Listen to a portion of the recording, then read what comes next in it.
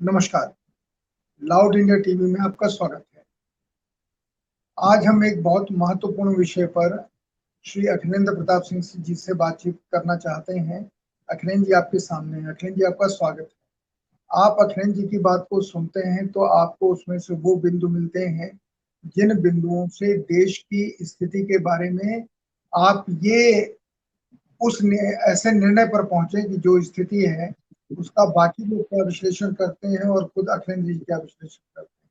अखिलेंद्र जी, जो देश की राजनीति चल रही है और देश के सवाल खड़े हो रहे हैं, इनको लेकर के देश के विपक्षी दल किसी भी चीज के ऊपर सार्थक नरेटिव वर्ड कहें नरेंद्र मोदी जी की भाषा में, या सार्थक प्रतिक्रिया कहें या सार्थक हस्तक्षेप कहें, जो भी कहें, वो करते दिखाई नहीं देते हैं।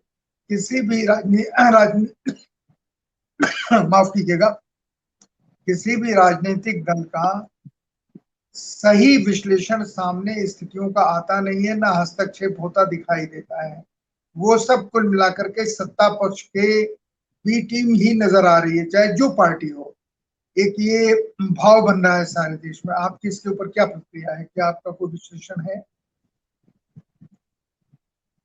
देखिए, विपक्ष के बारे में तो आमतौर पर लोग ये मानते ही हैं कि विपक्ष के पास बीजेपी से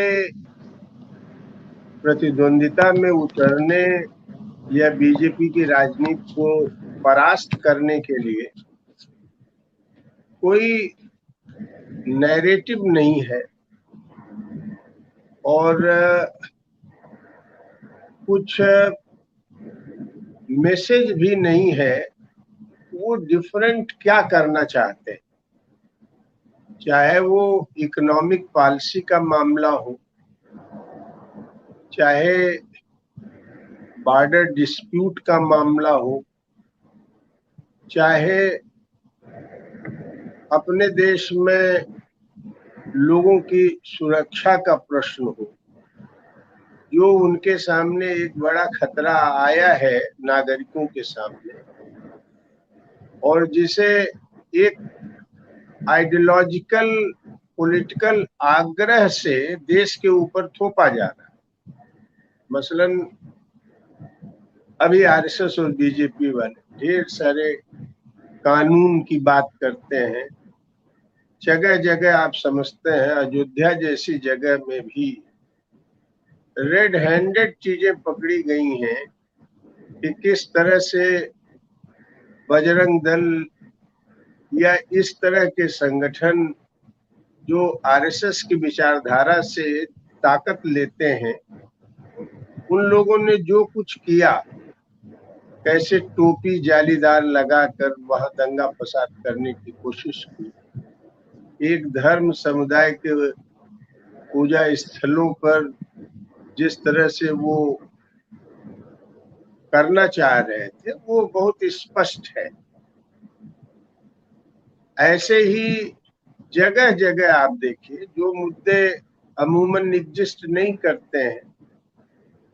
अब जैसे पंजाब में ही खालिस्तान जैसा कोई राजनीतिक मुद्दा नहीं है। कुछ लोग इक्का दुक्का हो, मैं नहीं कह सकता, क्योंकि भारत में इतनी ज्यादा विविधताएं हैं, इतना ज्यादा स्ट्रक्चर्ड डिफरेंसेस हैं, और तो वहां इस तरह की घटनाएं बराबर होती रहती हैं। लेकिन कोई नेशनल लेवल पर जो भी ब्रॉड पोजीशन है, वो कोई एक कॉमन ग्राउंड पर आए, बात करे और अपने डिफरेंसेस के बाद भी लोगों को लेके चले, इस तरह का कोई आपको राष्ट्रीय स्तर पर पहल भी नहीं दिखती है। ज्यादा से ज्यादा अगर पहल कुछ संगठन करते हैं तो मैनेजेरियल स्किल, टेक्नोलॉजिकल स्किल लेके चुनाव उतारना चाहते हैं, जिसमें अभी आप पिछले दिनों एक बड़ा आपने प्रसंग देखा है, जहां एक 60 कट 2024 को जीतने की बात हुई।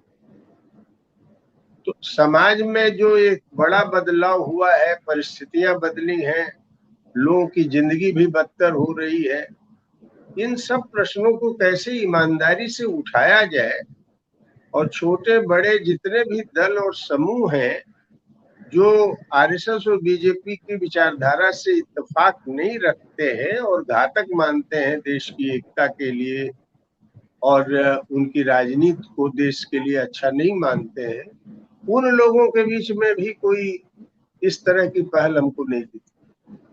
तो यह तो मुख्य धारा के राजनीतिक दलों की स्थिति है ही है, लेकिन आप देखेंगे जो छोटे छोटे समूह हैं वो समूह भी एक सर्किल मेंटेलिटी से काम करते हैं। मैंने एक छोटा समूह है, उसमें कुछ उनके अपने सैद्धांतिक थियराइजेशंस हैं और कुछ उन्हीं के इर्द गिर्द वो पूरा अपना प्रकरण चलाते हैं, लेकिन डिफरेंसेस के बाद भी एक कैसे ब्रॉड डेमोक्रेटिक मंच पर एक साथ काम किया जा सकता है और भाजपा का भी मुकाबला किया जा सकता है और भाजपा के विरुद्ध जो ताकतें हैं उनके साथ भी एका कायम की जा सकती है अपनी स्वतंत्रता स्वायत्ता बरकरार रखते हुए, वह प्रयास वहां भी नहीं दिख रहे। तो मैं देखता हूं कि बहुत सारे लोग इन सब प्रश्नों से बहुत चिंतित हैं, परेशान हैं और उनकी तरफ से ये बातें उभरती हैं कि हम लोग जा कहाँ रहे हैं।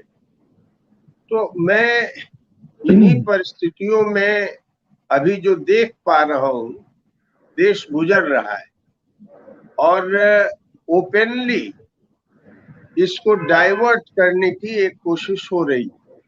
जैसे अभी हमने देखा एक यूनिफॉर्म सिविल कोड का जो प्रश्न है उसको नए सिरे से एक विवाद का विषय बनाया जाए। मकसद क्या है? यूनिफॉर्म सिविल कोड हमारे संविधान में जो आर्टिकल 44 में डायरेक्टिव प्रिंसिपल में इंट्रोड्यूस किया गया, उसका एक मकसद यही था कि हमारे देश में जो जेंडर इनइक्वालिटी है, जो यह एक संवैधानिक अधिकार है जो प्रियम्बल में भी है, इक्वालिटी, फ्रेटर्निटी, लिबर्टी, या आर्टिकल 14 में भी है कि इक्वालिटी बिफोर द लॉ। ये जो पहलू है वो हमारे समाज में भी लागू हो और खास तौर पर महिलाओं के साथ जो भेदभाव होता है वो न हो, उन्हें भी अपनी चॉइस से जिंदगी जीने का अधिकार मिले, उन्हें भी अपने ढंग से संपत्ति का अधिकार मिले।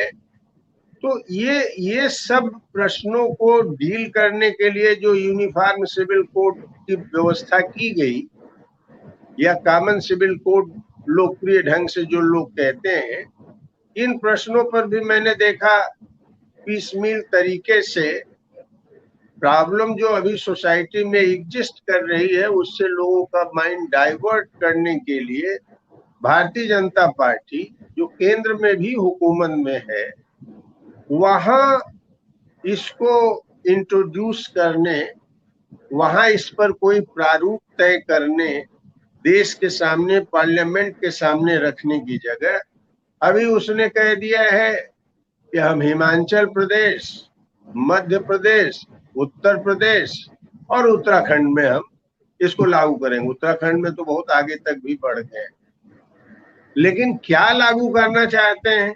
यूनिफॉर्म सिविल कोड और भारतीय समाज के बीच का अंतर विरोध क्या है? इन प्रश्नों पर कोई गंभीर विवेचना और कोई गंभीर बातचीत आप नहीं सुनी और इसमें बहस भी चलने लगी। कुछ लोग कह रहे हैं हम इसका समर्थन कर रहे हैं, कुछ लोग कह रहे हैं हम इसका विरोध कर रहे हैं। पहले तो जाना जाए को क्या ले आना चाहते हैं, क्या करना चाहते हैं यूनिफॉर्म से। इसी तरह से बहुत सारे मुद्दे उठाए जा रहे हैं, जैसे पंजाब में खालिस्तान का सवाल और उसके खिलाफ कौन शिवसेना है। जो महाराष्ट्र में गवर्नर है वो बाल ठाकरे की शिवसेना, वो भी कह रहे हैं हम भी बाल ठाकरे। हालांकि महाराष्ट्र की गवर्नमेंट और महाराष्ट्र के शिवसेना के लोग कह रहे हैं कि उससे हमारा कोई रिश्ता नहीं।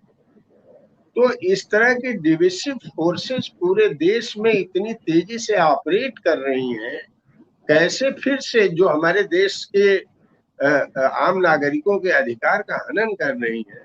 जहां तहां किसी को मार देना, जहां तहां हमला कर देना, दंगा करा देना, ये जो पूरा माहौल है, ऐसी स्थिति में भी विपक्ष के पास कोई कॉन्क्रीट नैरेटिव और पहल नहीं दिख रही। तो अभी तो यही स्थिति इस देश में दिख रही है। बहरहाल काम करने वाले फोर्सेज अपने ढंग से काम कर रही हैं। देश भर में जो डेमोक्रेटिक फोर्सेज है उनके साथ सक्रिय तौर पर सहयोग करके आगे बढ़ना चाह रहे हैं। लेकिन मैं आपसे फिर पहले सवाल पे आना चाहता हूँ, मैं शायद आपको समझा नहीं पाया। मेरा ये कहना है कि देश में जो विपक्ष, सत्ता पक्ष की बात नहीं करता, जो भी विपक्ष का नाम लेते हैं या सरकार का विरोध करके सरकार की जगह जाना चाहते हैं, ऐसी किसी भी पार्टी एक विचार विहीन स्थिति में दिखाई दे रही है। दूसरे शब्दों में, इस देश का संपूर्ण विपक्ष विचार विहीन दिखाई दे रहा है। उसकी किसी भी भाषा में आम, लाचार, गरीब, विपन्न, वंचित ये वर्ग कहीं है ही नहीं। पुरानी चीजों को छोड़ दें, दलित और पिछड़ों और इनको अगर मान लीजिए न भी कहें, पर मोटे तौर पर देश का गरीब इनके विचार के केंद्र में कहीं है नहीं। क्या इसके पीछे ग्लोबल कैपिटल का जो अटैक है बहुत सारी जगहों पर, खासकर हमारे देश में, क्या उसके प्रभाव के परिणाम स्वरूप सारे विपक्षी दल एक तरह से विचारहीनता की दृष्टि में की स्थिति में पहुंच गए हैं? आपको क्या लगता है? ये बहुत सारे लोगों की चिंता है। नहीं, एक मिनट, वो उदाहरण के तौर पर विचारहीनता जब शब्द कहते हैं तो वो सीपीएम को भी उसमें जोड़ते हैं, सीपीआई को भी जोड़ते हैं, कि जो शुरू से प्रतिबद्ध रहे हैं वंचित वर्गों के प्रति, वो भी अब उस भाषा का इस्तेमाल रिचुअल के रूप में करते हैं, एक्शन के रूप में नहीं करते हैं। देखिए, वामपंथ में सीपीएम की जो मौजूदगी है वो एक बड़े दल की है, लेकिन जो पिछले हमारे आपकी बातचीत में मैंने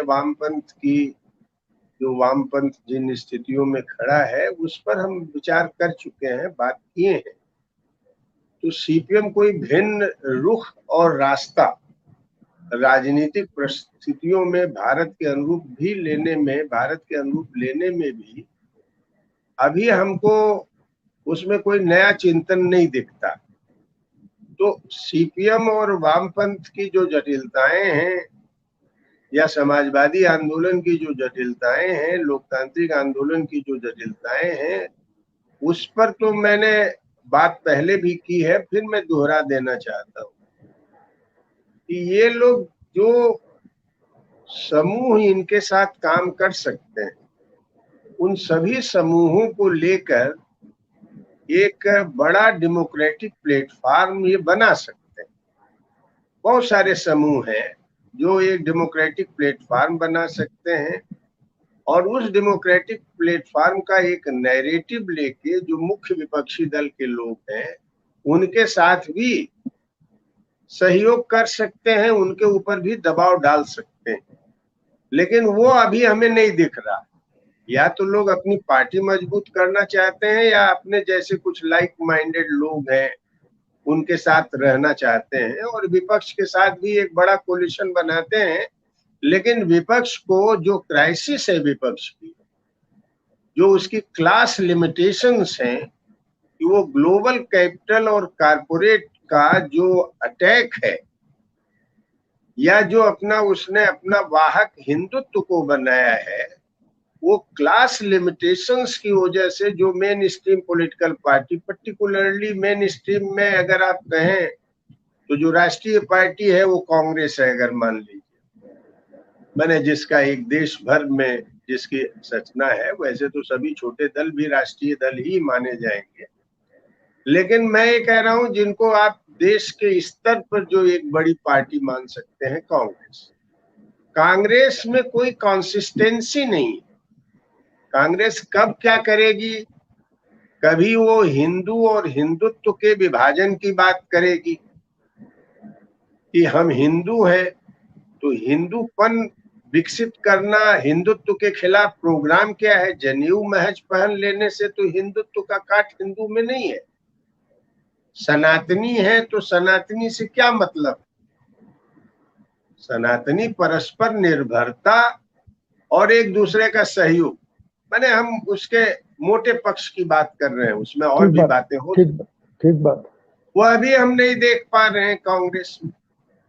कारपोरेट के विरोध की बात होती है, वह भी हम नहीं देख पा रहे हैं कि कारपोरेट की पॉलिसी जो ग्लोबल कैपिटल से इंटीग्रेट है और जो हमारे देश में एक हिंदुत्व का पूरा पहलू डेवलप कर रहे हैं, और वह हिंदुत्व और कुछ नहीं पूंजी की तानाशाही है, जो एक ऐसी व्यवस्था कायम करना चाहता है जिसमें लोगों का सांस्कृतिक सामाजिक दमन हो। सांस्कृतिक तौर पर जो स्वायत्ता है, सांस्कृतिक तौर पर सामाजिक तौर पर जो लोगों की अपनी इंडिपेंडेंस है, जो ऑटोनॉमी है, उसको खत्म करना चाहते हैं। आरएसएस के लोग क्या चाहते हैं? आरएसएस के लोग ऐसा नहीं है कि सबको एनिहिलेट कर देंगे, मार देंगे। वो जानते हैं अपनी सीमाएं, ऐसा संभव नहीं। वो चाहते हैं कि एक कल्चरल सबजुगेशन पैदा किया जाए, एक सांस्कृतिक दमन करना और सबको अपने ऊपर निर्भर बना देना और डिक्टेट में ले जाना। तो इन प्रश्नों पर कांग्रेस में भी नहीं देखते हैं।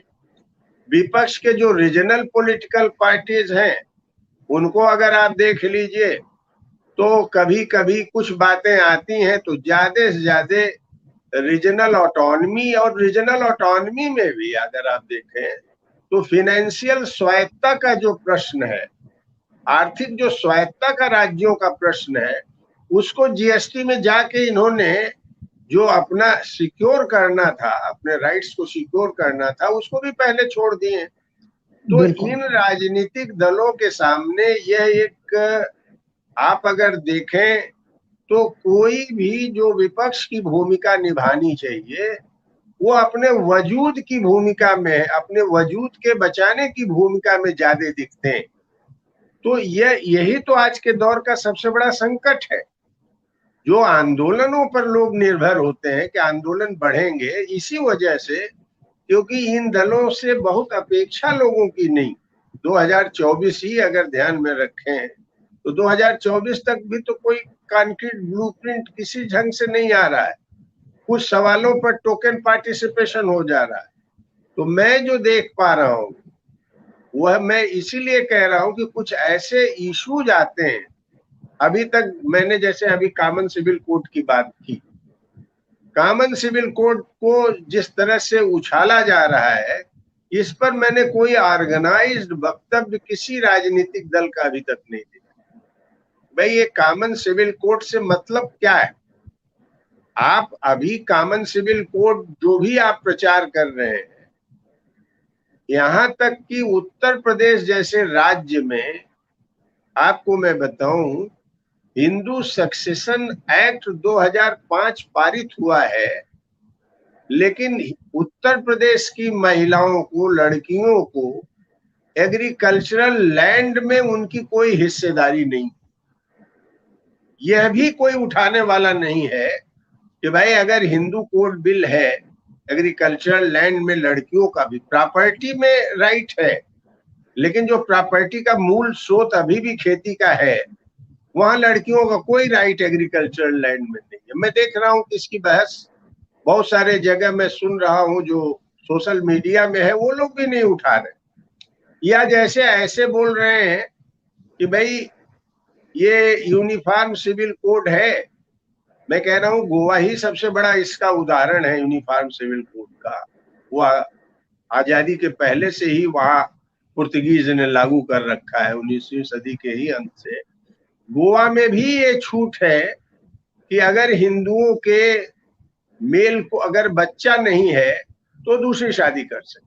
तो मैं ये कह रहा हूं कि इतने जो कुछ प्रश्न हैं, जनता को एजुकेट करने के लिए किसी पार्टी का न मैं एडिटोरियल देख रहा हूं, न किसी पार्टी का कोई कम्युनिक मैं देख पा रहा हूं, न कोई बयान में देख रहा हूं।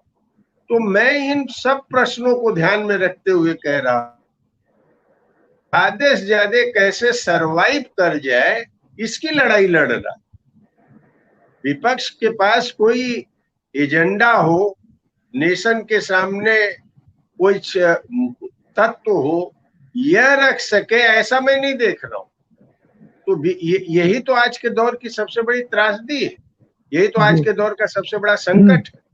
इसी प्रश्न को मैं आपसे कह रहा था कि मुझसे जब लोग पूछते हैं कि विपक्ष 2024 में क्या करेगा, मुझे भी विपक्ष में ही मानते हैं, तो मेरे पास इसका कोई जवाब नहीं है कि देखिए आगे क्या होता है। हमारा किसान आंदोलन था, मैं बार बार कहता हूं कि किसान आंदोलन भी नेशनल यूनिटी का भी और आम आदमी के प्रॉस्पेरिटी का भी एक आधार बन सकता था, प्रोवाइडेड वो अपना राजनीतिक नजरिया भी देश के सामने रखता। महज अर्थवादी आंदोलन से आप ट्रेड यूनियन जैसी भूमिका में खड़े होकर के जो चुनौतियां आज देश में पैदा की गई हैं, खेती बाड़ी, बेरोजगारी, महंगाई, इन सब प्रश्नों को लेकर के, उन प्रश्नों का मुकाबला जो संसदीय दायरे के बाहर किसान आंदोलन चल रहा है उसमें भी नहीं दिख रहा है। तो मैं ये कह रहा हूं कि इसका मतलब यह नहीं कि मैं सबको खारिज करके कोई निराशा की वकालत कर रहा हूं या चुपचाप बैठने की बात कर रहा हूं। मैं यथार्थ का एक स्वरूप आपके सामने रख रहा हूं। इससे निपटने के लिए राष्ट्रीय स्तर पर, प्रदेश के स्तर पर, लोकल स्तर पर एक पहल लेने की जरूरत है, काम करने की जरूरत है।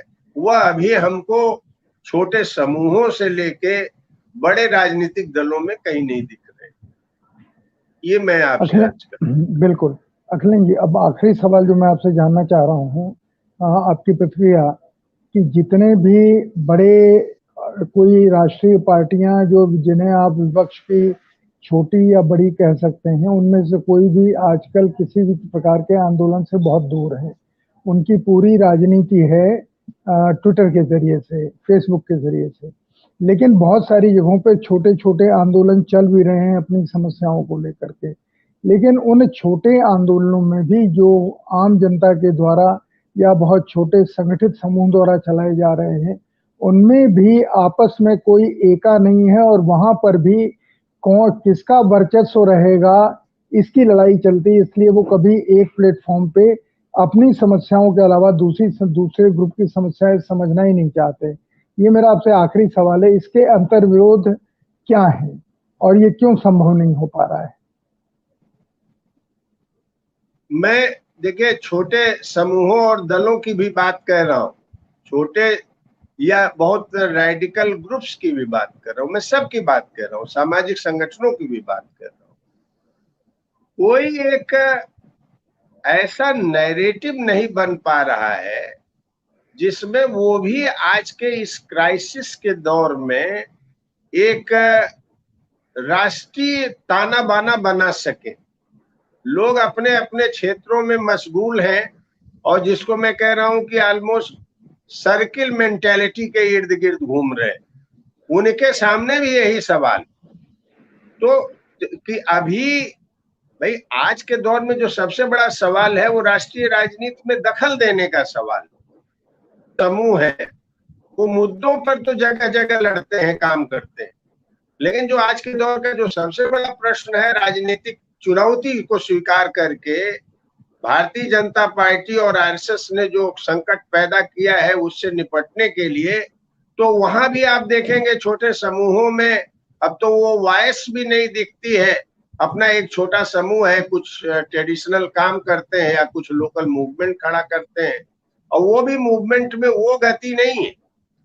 तो मैं कह रहा हूं कि एक नए सिरे से इन प्रश्नों पर विचार करके एक नई पहल की जरूरत है और उस दिशा में पूरे देश के लोगों को सोचने की और काम करने की जरूरत मुझे लगता है आज आ गई है, जिसमें पत्रकारों की भी, जैसे आप जैसे लोग इन प्रश्नों पर बहस उठाते हैं, उनकी भी बड़ी एक भूमिका है कि कम से कम कुछ सवालों को फोरफ्रंट पर तो ले आ देते हैं। तो मैं इसी रूप में इसको देख पा रहा हूं कि एक ऐसे संकट के दौर से हम आए हैं जहां एक तरफा कार्यवाही हो रही है, सत्ता पक्ष की तरफ से जो हो रहा है वो हो रहा है और उसका कारगर विरोध हमको नहीं दिख रहा है और उसी कारगर विरोध की जरूरत है, उसी पर एक ऑप्टिमिज्म की और एक उस हमले से निपटने का एक साहस की आज जरूरत है, जो आमतौर पर अभी हमें बनाना है और खड़ा करना है। तो आज का प्रोग्राम यही समाप्त करते हैं एक सवाल के साथ। छोड़े जाता हूं मैं कि अखिलेंद्र जी से हम ये बातचीत करेंगे कि अखिलेंद्र जी अपने पूरे अनुभव को ध्यान में रखते हुए, चाहे वो किसी तरह का आंदोलन हो वो शामिल रहे हों या न रहे हों, लेकिन जो सामने दिखाई दे रहा है उसमें कौन इस पहल को करने की क्षमता रखता है या इच्छा शक्ति रखता है, तो इसके बारे में हम अगली बार अखिलेंद्र जी से बात करेंगे। आज का प्रोग्राम यहीं समाप्त करते हैं। नमस्कार अखिलेंद्र जी, आपको बहुत बहुत धन्यवाद।